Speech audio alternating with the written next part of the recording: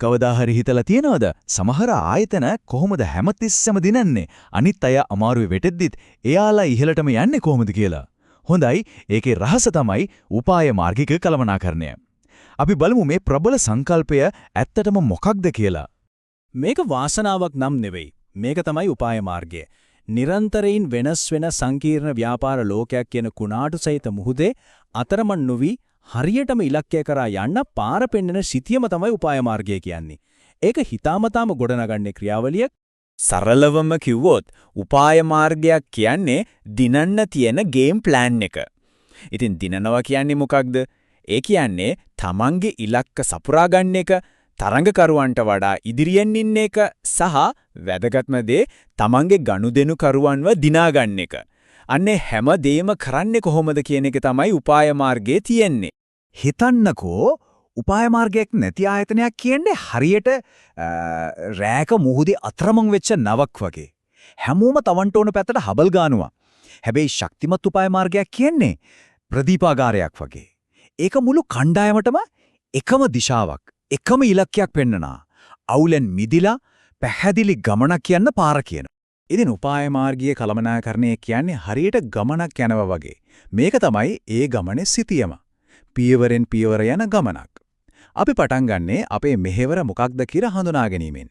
ඊට පස්සේ අපි ඉන්න තැන විශ්ලේෂණය කරලා හොඳම පාර තෝරගන්නවා. අන්තිමට ඒ පාරේ ගිහින් ප්‍රතිඵල මැනලා බලනවා. මේ සම්පූර්ණ ගමන ගැන තමයි අපි කතා කරන්න යන්නේ. හරි, එහෙනම් අපි මේ ගමන පටන් ගමු. ඕනෑම ගමනකට පාර පෙන්වන්න උතුරුතරුවක් ඕනේනේ. උපාය මාර්ගික ගමනේදී අපේ උතුරුතරුව තමයි සංවිධානයේ මෙහෙවර. හැම දෙයකම පදනම වෙන්නේ අන්නේ එක. මෙහෙවර කියන්නේ බෝඩ් එකක ලස්සනට ගහලා තියන්න ඕන වාක්‍යයක් විතරක් නෙමෙයි. නෑ. මේක තමයි ආයතනයක හදගැස්ම. ඇයි අපි මේ ලෝකේ ඉන්නේ? අපි මොන වගේ වෙනසක්ද ඇති කරන්නේ? අන්නේ ප්‍රශ්නවලට දෙන අවංක උත්තරය. හොඳ මෙහෙවරක් තියෙනකොට සේවකීන්ට වැඩ කරන්න ආසාවක් ඇති වෙනවා. ගනුදෙනු කරුවන් ආකර්ෂණය වෙනවා. උදාහරණයක් විදියට ඇවන් දිහා බලන්නකෝ. එයාලගේ මෙහෙවර කොච්චර පැහැදිලිද? එයාලා සේවය කරන්නේ කාටද? කාන්තාවන්ට. මොනවද දෙන්නේ? නිෂ්පාදන, සේවා සහ ස්වයං සපුරා ගැනීමේ අවශ්‍යතා. කොහෙද තරඟ කරන්නේ? ගෝලීය මට්ටමින්. හැමදේම ඒ වාක්‍යයේ තියෙනවා. හරිම බලවත්. තව උදාහරණයක් Facebook. දැන් මෙටානේ. එයාලගේ මුල්ම කාලේ මෙහෙවර. ඔබ වටා සිටින මිනිසුන් සමග ඔබව සම්බන්ධ කරන සමාජ උපයෝගිතාවක්. බලන්න ඒක කොච්චර සරලද කියලා. ඒත් කොච්චර බලවත්ද? සමාජ උපයෝගිතාවක් කියන වචන දෙකෙන් එයාලගේ සම්පූර්ණ අරමුණම කියවෙනවා. ඉතින් ඇත්තටම ශක්තිමත් මෙහෙවරක් හදාගන්න නම් තමන්ගෙන්ම මේ ප්‍රශ්න ටික අහන්න ඕන. අපි කාටද සේවය කරන්නේ? අපි දෙන්නේ මොනවද? අපි ඉන්නේ කොයි වෙලඳ පොලේද? අපේ සාරධර්ම මොනවද? අපිව අනිත් අයගෙන් වෙනස් කරන්නේ මොකද්ද? මේවට පැහැදිලි උත්තර තියෙනවා නම් ආයතනයට පැහැදිලි ගමනක් තියෙනවා. හරි. අපේ උතුරුතරුව, ඒ කියන්නේ මෙහෙවර, දැන් පැහැදිලි. ඒත් ගමනේ යන්න ගලින් අපි ඉන්න දන හරියටම දැනගන්න එපයි නේද? අපේ වටපිටාව කොහොමද කියලා දැනගන්න ඕන. අන්න ඒකට පාවිච්චි කරන ප්‍රබලම මෙවලමක් තමයි SWOT විශ්ලේෂණය. හොන උපාය මාර්ගයක් හදන්න නම් වැඩ දෙකක් කරන්නම වෙනවා. එකක් තමයි කණ්ණාඩියක් ඉස්සරහට ගිහින් Taman දිහා බලන එක. අනික තමයි ජනේලෙන් එළිය බලන එක. කණ්ණාඩියෙන් අපි අපේ අභ්‍යන්තර ශක්තින් සහ දුර්වලතා දකිනවා. ජනේලෙන් අපි එළියේ තියෙන අවස්ථා සහ තර්ජන දකිනවා. මේ දෙකම තේරුම් ගන්න එක අත්‍යවශ්‍යයි. අපි කණ්ණාඩියෙන් බලද්දී ඇත්තටම හොයන්නේ මොනවද? අපි හොයන්නේ අපේ මූලික නිපුණතා. ඒ කියන්නේ අපේ සුපිරි බලතල. Apple සමාගමේ නිර්මාණශීලීත්වය වගේ, Toyota සමාගමේ කාර්යක්ෂමතාවය වගේ අනිත් අයට ලේසියෙන් කොපි කරන්න බැරි අපිටම විතරක් ආවේනික දේවල්.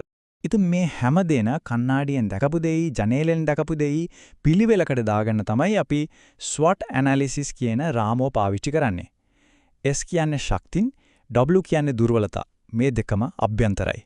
O කියන්නේ අවස්ථා, T කියන්නේ තර්ජන.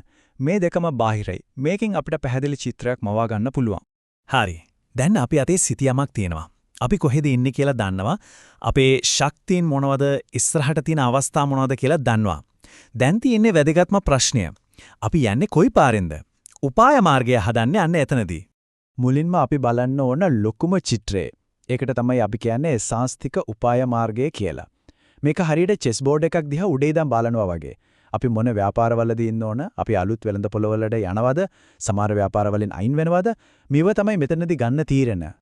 හරි. චෙස් බෝඩ් එකේ ඉන්න ඕන තේන් තීරණය කළා. ඊළඟට ඒ හැම කොටුවකම ගේම් එක දිනන්නේ කොහොමද?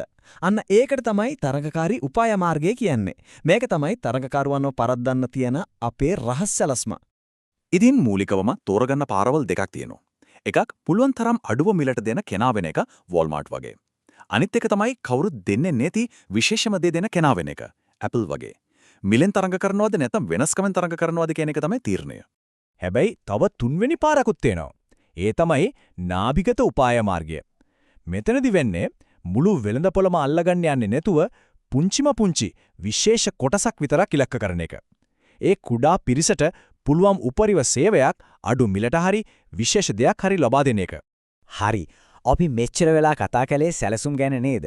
හැබැයි ලෝකේ තියෙන හොඳම සැලැස්ම උනත් වැඩේට බැස්සේ නැත්තම් ඒක නිකන් කඩදාසියක් විතරයි.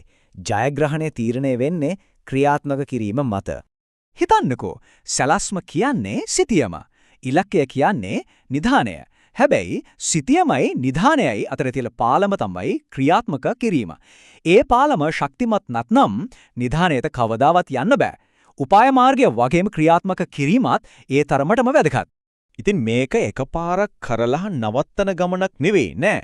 මේක චක්‍රයක්. අපි සැලැස්ම ක්‍රියාත්මක කරනවා ඊට පස්සේ බලනවා හරි ප්‍රතිඵල කොහොමද අපි හිතපු දේ වුණාද කියලා.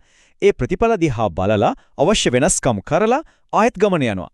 මේ චක්‍රය නිරන්තරයෙන්ම කරකිනවා. එහෙනම් මේ හැමදේම එකතු කළාම උපාය මාර්ගයක කළමනාකරණය කියන්නේ මොකක්ද? ඒක තමයි ආයතනයක එන්ජින්ම. නිකම්ම දුවනව නෙවෙයි. ජයග්‍රහණය කරා වේගයෙන් දුවන්න බලය දෙන එන්ජින්ම. ඉතින් මේ ගමන කවදාවත් ඉවර වෙන්නේ නැහැ. හොඳම ආයතන හැමදාම තමන්ගෙන්ම අහනවා හරි ඊළඟට මොකක්ද කියලා. අන්න ඒ ප්‍රශ්නේ තමයි එයාලව නිරන්තරයෙන් ඉදිරියට ගෙනියන්නේ.